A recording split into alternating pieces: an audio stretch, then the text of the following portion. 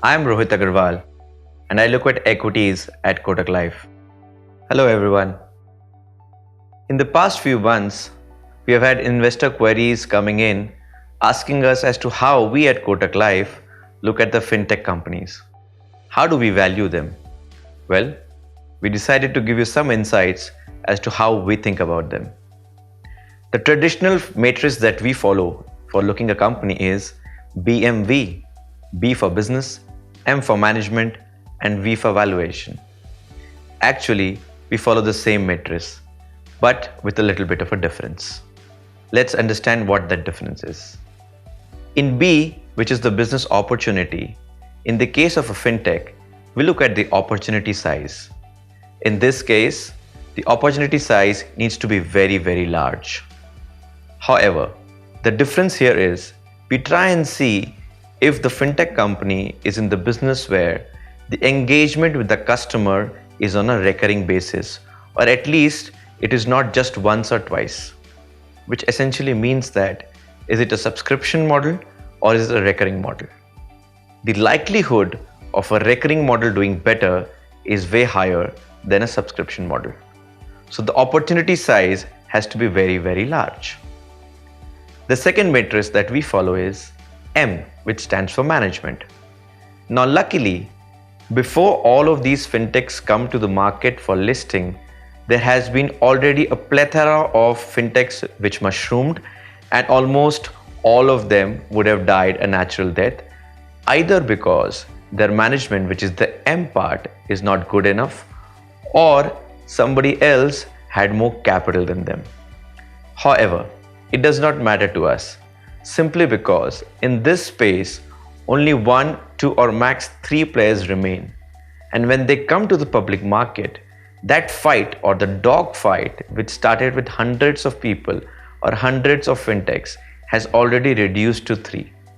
So it suffices to say that the top 1, 2 or 3 players that remain in the business are actually the best ones. So the M part, which is the management part, is kind of sorted when they come to the public markets already. Now the bigger and the trickiest part is V, which is the valuation. The traditional valuation methods are free cash flow, operating cash flow, return on capital employed, and all such matrices. But people would ask us, then how would you apply those matrices to a fintech company? Because quite a few fintech companies which are listing or are coming for listing in India are actually loss-making companies currently. Well, there lies the catch. Actually, we do not deviate from our traditional matrices of cash flow, return on capital employed. The only difference is that that cash flow is far or near into the future. To give an example, what we mean to say is that a traditional company which has cash flow today is very easy to value. But in a fintech company also, eventually cash flows matter. So what we need to understand is, what we do is we project cash flows going out 5 years, 10 years, sometimes 20 years into the future and try to discount them back to today's value. How are we able to do that? Well, actually, we in India are lucky. Why? Because some of the same fintech stories are available around the world, where the same story would have played out in the US or in China, where we know or the investors now know as to how the cash flows have panned out throughout the cycle of or the journey of that fintech company. The tricky part is on the valuation side, if you get your assumptions wrong, the valuations can differ from 50% to 90-95%. In this also, one may argue, why are all the global investors lining up to buy the Indian fintechs? Well, the same global investors could not invest in those fintechs when they were at the same stage where the Indian fintechs are, because just like us, they also could not see what could happen 10 years, 15 years into the future. But having learned from their own markets, having seen what has happened in their own markets, they are wiser and they now do not want to miss the Indian opportunity.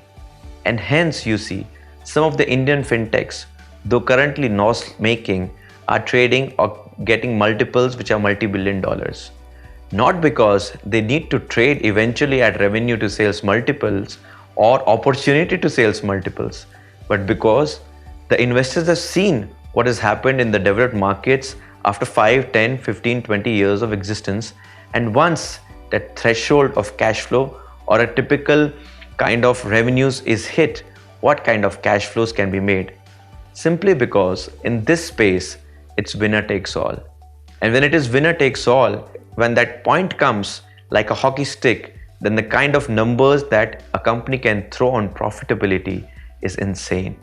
So there are companies which even today, if you invest in fintech, there will be companies which down the road will not do so well.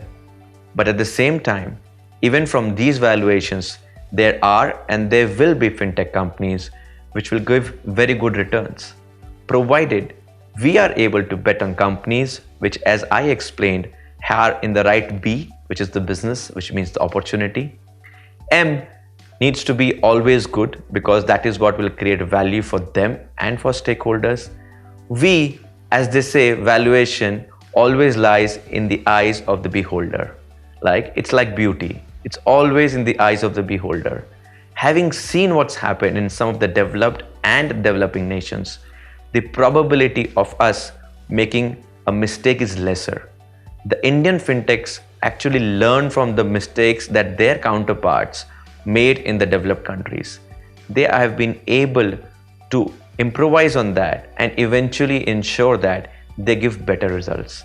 And hence, we believe that fintechs, though difficult to value today, is not something that you cannot value on the traditional matrices. We at Kotak Life, actually, as I explained, use the same fundamentals of valuing the fintech companies of cash flow. It's just that those cash flow, we believe, will happen little in the future. But if you discount those cash flows, you'll get the valuations that they are trading at today. Hope this explains how we look at the fintech companies. Thank you.